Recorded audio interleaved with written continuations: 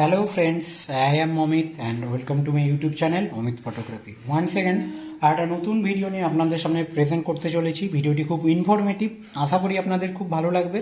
তাই একটাই রিকোয়েস্ট, শেষ পর্যন্ত অবশ্যই ভিডিওটি দেখবেন, মিস করবেন না। আজ আমি চললাম একটি নতুন জায়গার সন্ধানে, আপনাদেরকেও সেই জায়গাটা ঘুরিয়ে দেখাবো।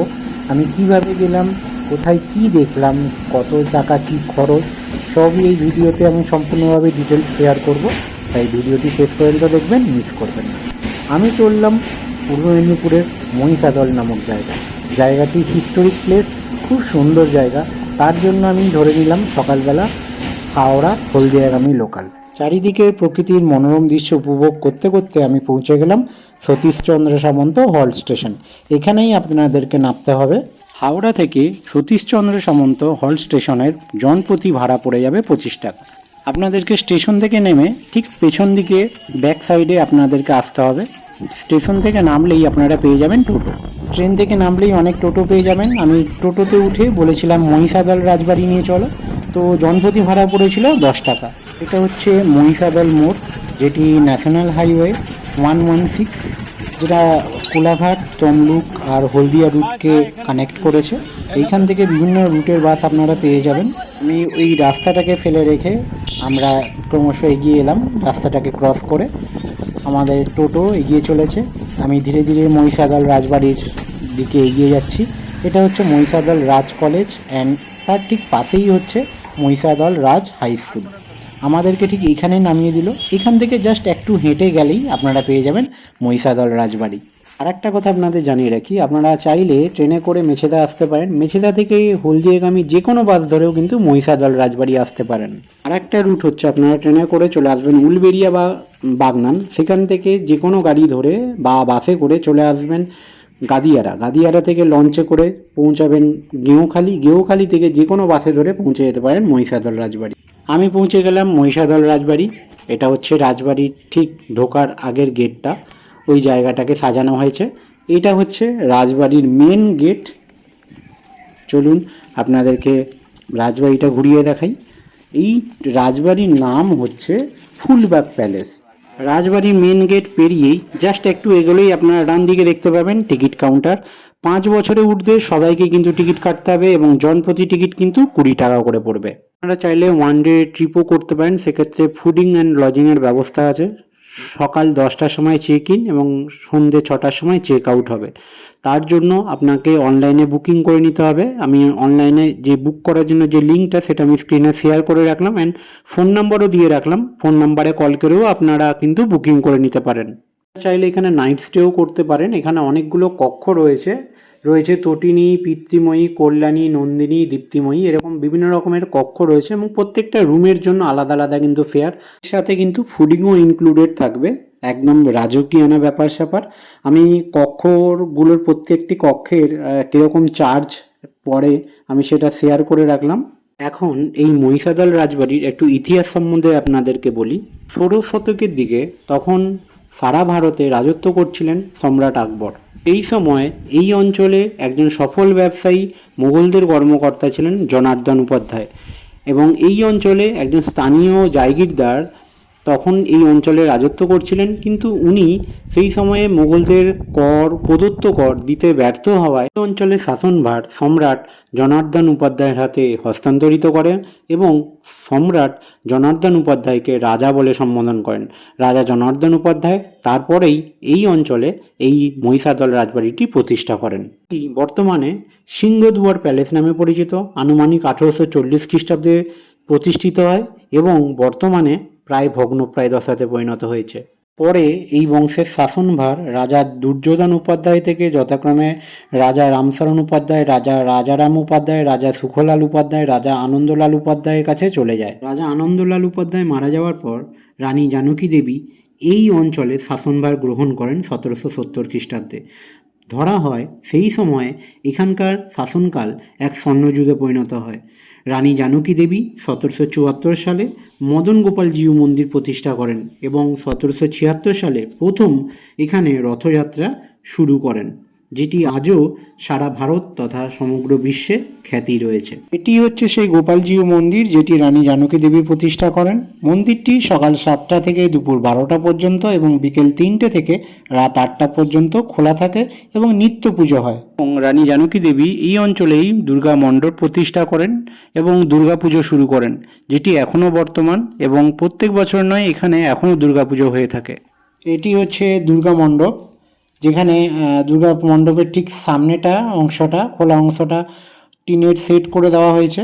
এখানেই প্রত্যেক বছরে দুর্গার পুজো হয় এবং এখানকার সমস্ত সাধারণ মানুষ এখানে অংশগ্রহণ করে। রানী জানকী দেবীর একটি কন্যা সন্তান ছিলেন রানী মন্থরা দেবী, যার পরে বংশটির দায়িত্বভার তার পুত্র রাজা গুরুপ্রসাদ গর্গ, দেব ঈশ্বরপ্রসাদ গর্গ এবং তার পরবর্তীকালে সতীপ্রসাদ গর্গ হয়ে বর্তমান শঙ্করপ্রসাদ গর্গ এবং হরপ্রসাদ গর্গের কাছে স্থানান্তরিত হয়। জমিদার বংশে দুটি রাজ প্যালেস, তার সাথে প্রচুর পরিমাণে জমি রয়েছে, প্রায় আনুমানিক 60 থেকে 70 বিঘা জমি হবে এদের অন্তর্গত। রাজবাড়িটি আনুমানিক 100 বছরের কাছাকাছি পুরনো, তা সত্ত্বেও এতটাই জাঁকজমকপূর্ণ আর এতটাই জৌলুসপূর্ণ, সত্যি চোখে পড়ার মতো।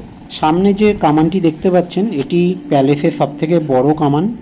এটি সত্যি লোহার টুকরো নয়, এটি একটি অতীতের একটি নীরব চিরস্থায়ী রক্ষক এবং এই প্যালেসটির একটি ঐতিহ্যকে বহন করে নিয়ে চলেছে। এই রাজপ্রাসাদটিকে তৈরি করার আদেশ দেন রাজা সতীশ প্রসাদ গর্গ 1926 সালে।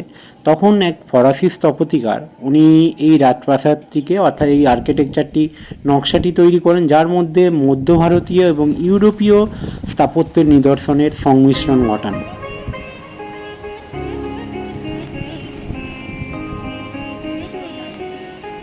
এই রাজপ্রাসাদটির কালারফুল কম্বিনেশন হোয়াইট আর গোল্ডেন কালারের মধ্যে, আর তার সাথে আয়নিক স্তম্ভ আর বিভিন্ন পিলারে ফুলের অলঙ্করণ, সেটি বাইরে আর ভেতরে দু জায়গাতেই রয়েছে। সত্যি বলছি, এগুলো আপনাদেরকে কিন্তু মনোমুগ্ধকর করবে। এই রাজপরিবারের আমলে দুটো প্যালেস আছে, একটা হচ্ছে সিংহদুয়ার প্যালেস, যেটি সব থেকে বেশি বছর পুরনো, 450 বছরের বেশি পুরনো, আর এটি হচ্ছে নতুন ফুলবাগ প্যালেস। প্রথমের দিকে এই ফুলবাগ প্যালেসটি অতিথিশালা হিসাবে নির্মিত হলেও পরবর্তীকালে রাজপরিবারের প্রধান বাসস্থানে পরিণত হয়। এই প্রাসাদটি গার্গ পরিবারের ঐতিহ্যকে আজও টিকে রেখেছে।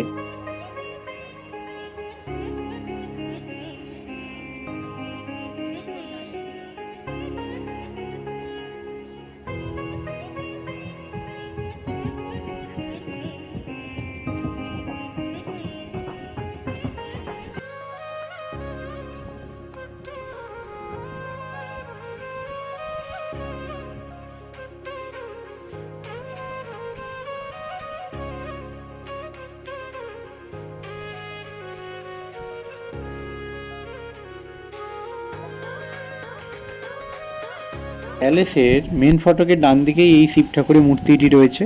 ফুলবাগ প্যালেসের গ্রাউন্ড ফ্লোরটিকে একটি মিউজিয়ামে পরিণত করা হয়েছে এবং মাননীয় শুভেন্দু অধিকারী মহাশয়, যিনি এই রাজ্যের বর্তমান মুখ্যমন্ত্রী, ইনি এই মিউজিয়ামটি উদ্বোধন করেন এবং সাধারণ জনগণের উদ্দেশ্যে ওপেন করে দেওয়া হয়।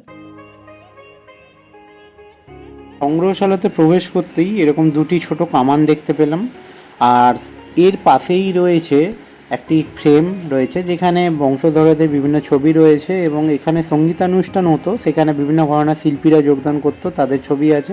এবং এই সংগ্রহশালাতে কতগুলি কক্ষ রয়েছে, সেগুলি হলো বিশ্রাম কক্ষ, অস্ত্রাগার কক্ষ, বিনোদন কক্ষ, পাঠাগার আর দরবার কক্ষ, তার সাথে শিকার কক্ষ রয়েছে।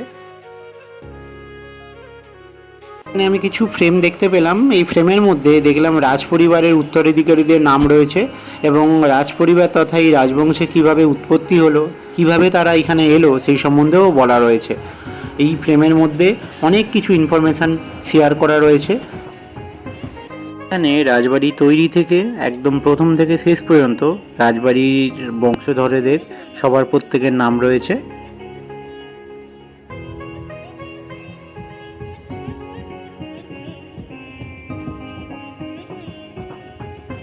এখন আপনাদের সামনে একটি পালকিকে দেখাচ্ছি। এই পালকি করেই সেই সময় রাজপরিবারের লোকেরা এই পালকি করেই এক জায়গা থেকে অন্য জায়গায় যেতেন।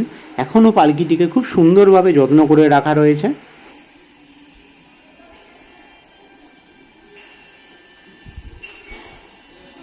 এই ফুলবাগ প্যালেসের সংগ্রহশালার অন্দরমহলে প্রবেশ করা যাক। এটি হচ্ছে দরবার কক্ষ, যেখানে সেই সময়কার রাজা রানীরা আর এই রাজ পরিবারের সদস্যরা যেসব জিনিস ব্যবহার করতো সেগুলোই রাখা রয়েছে। এটি হচ্ছে পড়ার ঘর। এটি হচ্ছে শিকার কক্ষ, সেই সময় শিকার করা পশুদের গায়ের ছাল এবং মূর্তি এখানে সংগ্রহ করে রাখা রয়েছে। এটি হচ্ছে অস্ত্রাগার কক্ষ।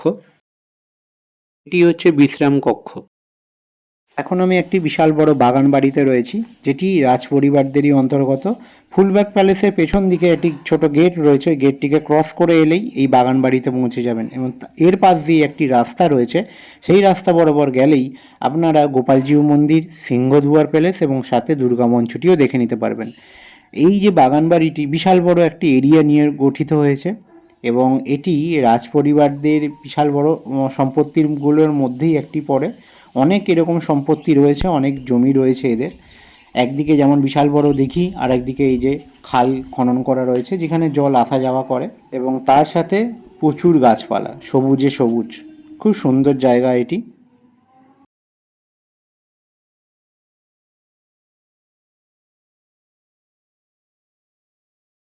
সকাল থেকে অনেকটা ঘোরাঘুরির পর আমি দুপুরবেলা লাঞ্চটা সেরে নিলাম।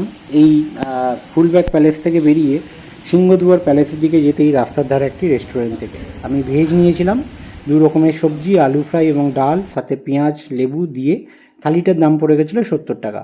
আপনারা যারা ওয়ান ডে ট্রিপে আসবেন তারা ফুলবাগ প্যালেসের সংলগ্ন একটি রেস্টুরেন্ট রয়েছে, যেটি এসি নন এসি দুটোই অ্যাভেলেবেল, অনেক রকমের আইটেম বিক্রি হচ্ছে, সেখান থেকেও আপনারা খাবার খেতে পারেন। অথবা সিংহদুয়ার প্যালেস আসতে 3টে রেস্টুরেন্ট রয়েছে, এখান থেকেও আপনারা খাবার অ্যাভেল করতে পারেন।